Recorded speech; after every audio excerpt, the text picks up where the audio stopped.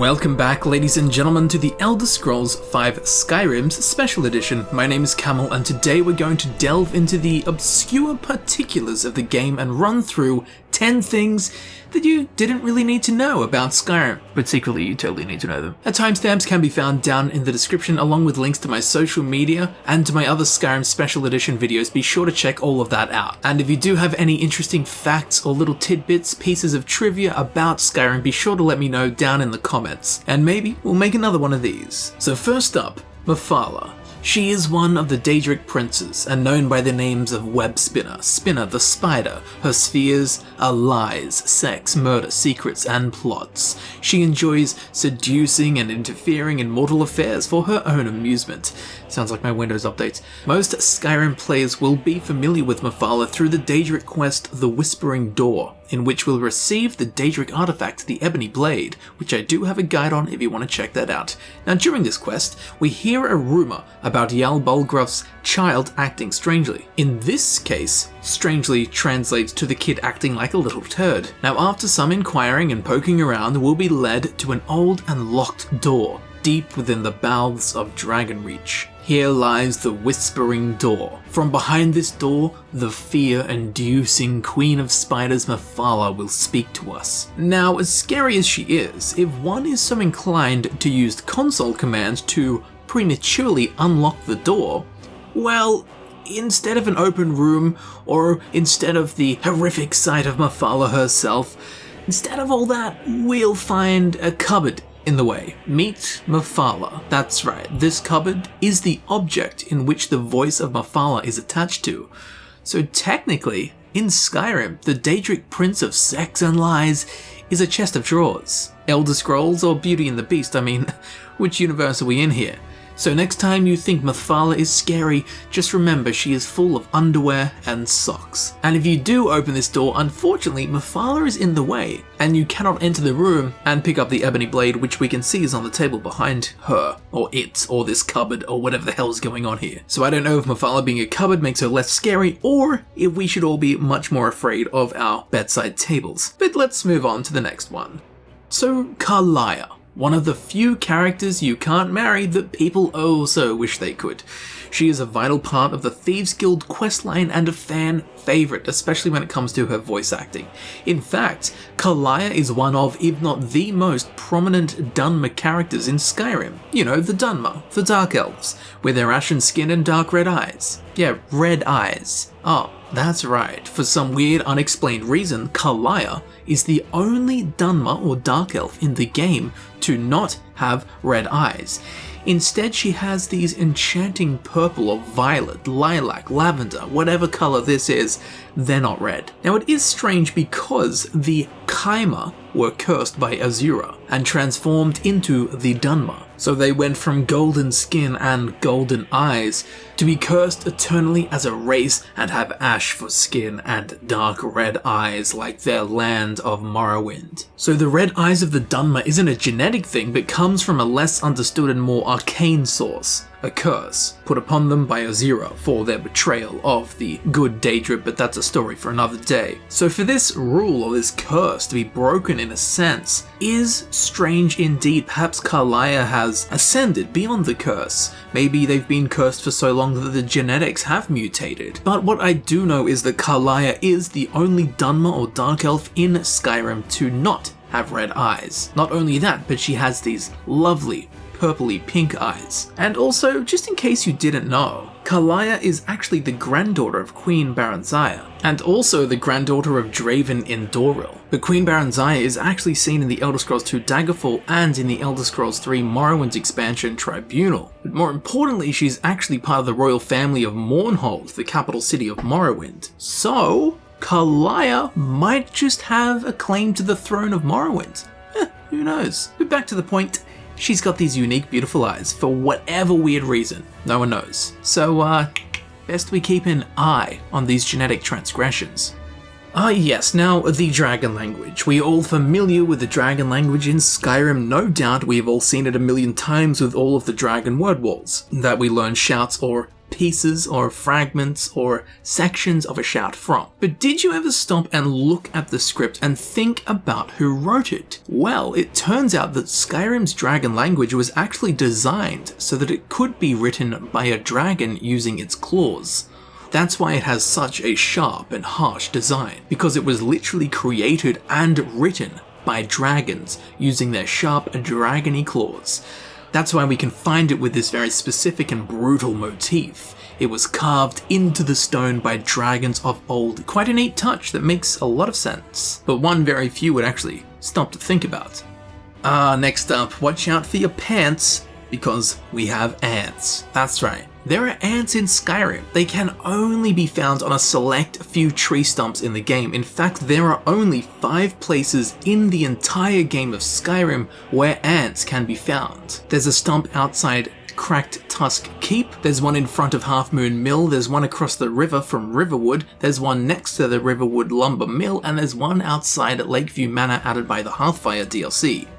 Now these ants serve no purpose other than just being a reminder of the immense and insane level of detail that Bethesda Game Studios put into the games that they make. In fact, Todd Howard even referenced these Skyrim ants during an interview, and I quote, "If you look down once in a while, there are certain wood boards or log stumps, and if you look at them closely, you'll see ants crawling across them. 99.9% of the people playing the game won't notice that, but we know it's there. And when you're done looking at the ants on the ground, take a moment to notice the gorgeous trees." End quote, Todd Howard. So it just goes to show the team's attention to detail.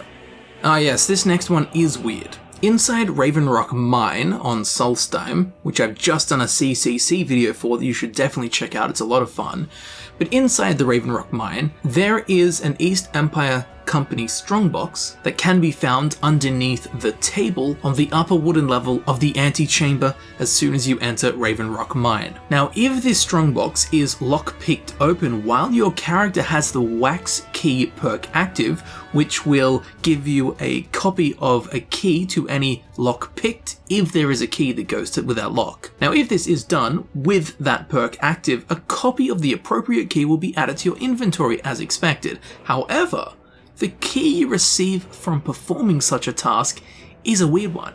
As we can see here, it's called Brand-Shei's Strongbox key. Well, who is Brand-Shei? He is actually a Dunmer shopkeeper residing in Riften, where he sells miscellaneous goods from his stall during waking hours. His character literally has zero relation to Raven Rock Mine or this strongbox within it. So why the key to this strongbox is his? Well, that's a mystery, although I do have a theory, and while this isn't the time or place for it, I'll treat you to it anyway.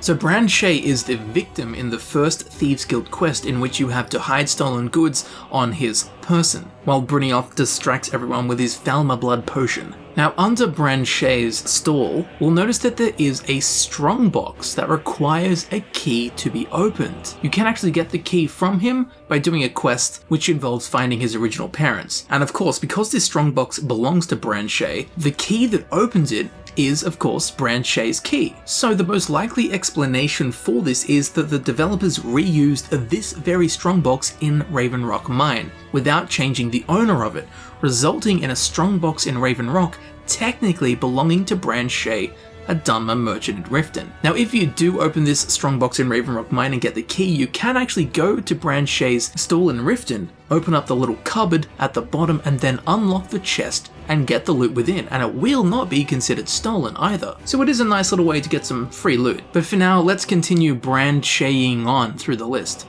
Yes, now next up we have Miraak, the first Dragonborn. And did you know that he has 2 faces? And not in a poetic sense, but in a literal one.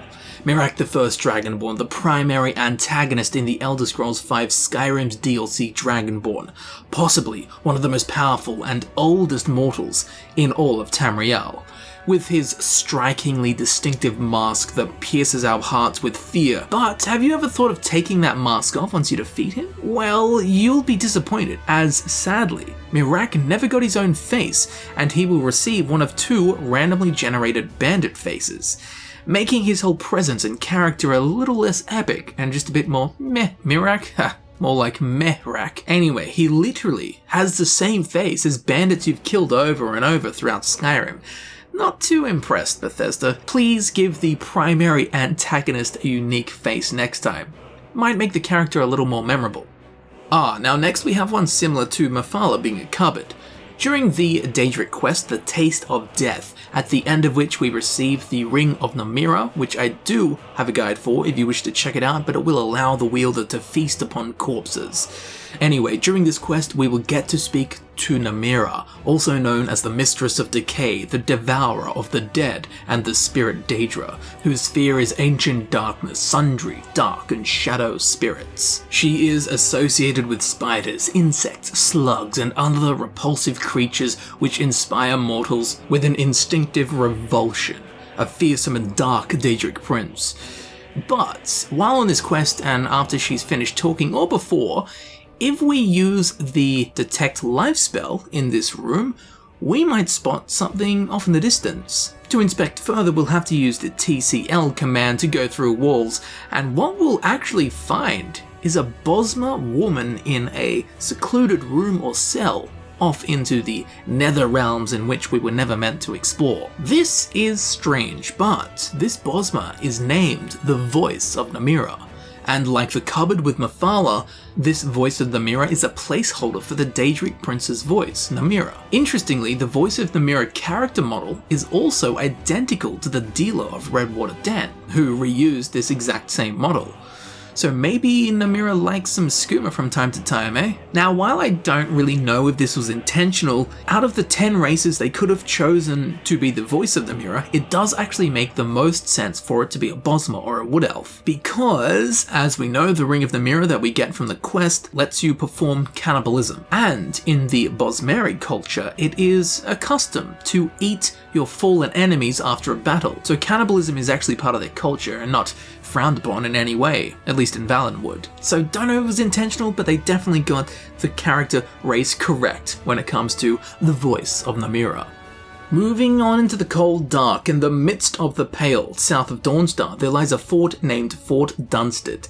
It is filled with bandits and the like and isn't really much of interest. However, there is actually a tavern here called the Stumbling Saber Cat. That's a weird name. Anyway, if we head on inside, we'll see that it's also populated by bandits.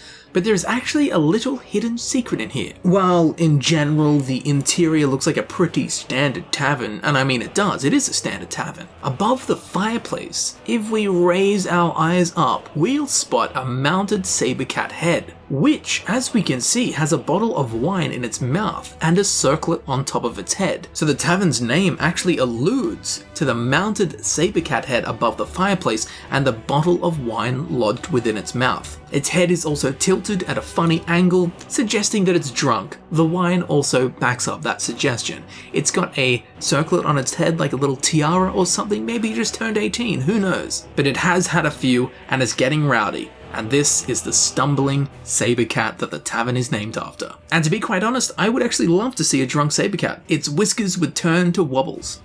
Now, if you've ever been to the Reach, I'm sure you have visited the ancient Dwemer city of Markarth. Some, like myself, love it, while others cannot stand it. Well, if we go into Understone Keep, there will be some Thalmor in here, the leader of which is an unsurprisingly brash and pompous man named Ondolemar. Now, have you ever just looked at this guy's face and known there was something special about him? Well, for no good reason, and purely for the pursuit of trivia, Ondolemar's mouth is unique to him. And as such, it is not available for use in character creation, so in case you like the look of this mouth, you cannot have it. It's also not used by any other NPCs within the game. So why is this so? Well, it's only up to the 9 divines to know, or in Ondolemar's case, the 8 divines, because Talos worship is outlawed, of course. So be sure to tell your friends about this, as this will only spread through word of mouth. Word of unique mouth. And finally, one you may know, and if so, it's still really cool, and if not, it's even cooler, especially if you played The Elder Scrolls IV Oblivion. So have you ever been annoyed by the boundaries of Skyrim, the gated off paths and invisible walls preventing you from exploring beyond Skyrim? Well, it is of course understandable why these borders are in place, but have you ever wondered what you've been missing out on? I can tell you, not much, but with the help of some console commands, mods, or tweaks with the Skyrim INI files, we can remove the borders and boundaries, preventing us from exploring beyond Skyrim's borders. And while the majority of the stuff out here is just poorly textured landscapes or rough sculptures of what would be the provinces around Skyrim, there is one really cool thing that we can find out here that developers put here for the keen explorers, well beyond where the player can traverse. If we head south of Riften over the Geralt Mountains and down into the heart of Cyrodiil, we'll spot something that at a distance looks very familiar, because it is. Bethesda Game Studios, despite players not being able to get here at all, added the white gold tower of the Imperial City, built by the Ayleid and designed to mimic the Adamantine Tower or Dyreni Tower on the Isle of Balfiara in High Rock, which was actually built by the Aedra themselves to judge Lorkhan. But back to the point at hand. How awesome and fun is this? The White Gold Tower is here in The Elder Scrolls V Skyrim. For those of you that played The Elder Scrolls IV Oblivion, this will be a flashback and a good old nostalgia hit for you. Now, as you can see, it's done at super low resolution, and again, that's because no one can actually, or no one's meant to be able to get this close to it. So as cool as this is, why have they done this? I'm guessing that it is possible to climb up or jump up onto a point of a mountain at the border of Skyrim in which one can look through the mountain peaks and actually see the White Gold Tower. And while I never did that in-game, for those that did, or if anyone did do it, holy moly, would that have been the most epic sight to see. And it's a lovely little tidbit of information to have. And the reason I left this one for last is because I felt like it towered above the rest.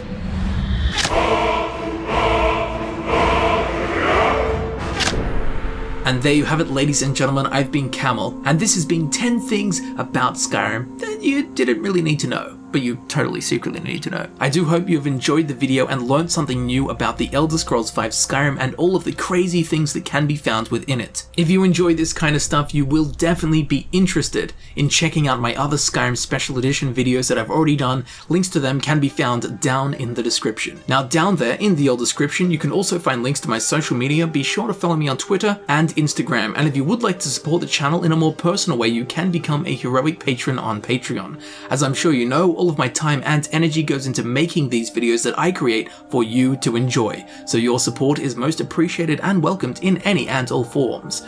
So thank you very much for watching, thank you for supporting the channel, and I will see you very shortly in the next video. I'll see you there soon.